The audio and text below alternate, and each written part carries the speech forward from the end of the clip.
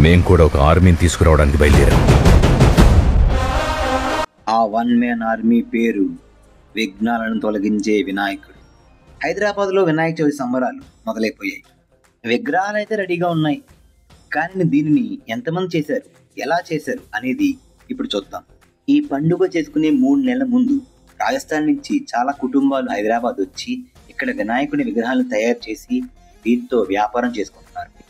ముందు మట్టితోనూ అలాగే plaster of ప్యారిస్తోనూ Vinayaka విగ్రహాన్ని చేసి తర్వాత ఒక్కొక్క దానికి రంగు వేయడం జరుగుతుంది. రాత్రి పగలు కూడా వీరు వినాయక విగ్రహాన్ని పెయింటింగ్ చేసే పనిలోనే ఉంటారు. ఒక రంగు ఆరిన తర్వాతే వేరే రంగు వేస్తారంట. వాళ్ళు చేసే పనిలో ఆ డెడికేషన్ నాకు చాలా బాగా నచ్చింది. ఇక్కడ 5,000 నుంచి 10,000, 15,000, 25,000 వరకు విగ్రహాలు ఉన్నాయి. రంగులు మాత్రం భలే వేశారు. రకరకాల డిజైన్లు, రకరకాల మోడళ్లు. మహారాష్ట్ర హీరోయిన్ ఛత్రపతి శివాజీ వినాయకుడు, శ్రీరాముడి పక్కన వినాయకుడు, అలాగే ఆంజనేయ స్వామి పక్కన వినాయకుడు, చాలా వినాయకులు ఉన్నాయి. ఇక్కడ కూర్చున్న వినాయకుడు అయితే బాబోయ్ సూపర్, మరో లెవెల్. నేను ఈ వీడియో చేయడానికి మెయిన్ కారణం వీళ్ళ కష్టాన్ని మీకు కూడా చూపిద్దామని. ఆల్రెడీ చాలా చోట్ల హైదరాబాద్ లో పండగ వాతావరణం స్టార్ట్ అయిపోయింది. వైబ్స్ మామూలుగా లేవు. ఆ లైట్లు, ఆ సౌండ్, ఆ భారత్, ఈసారి వినాయకుడికి వెల్కమ్ ఒక రేంజ్ లో ప్లాన్ చేశారు.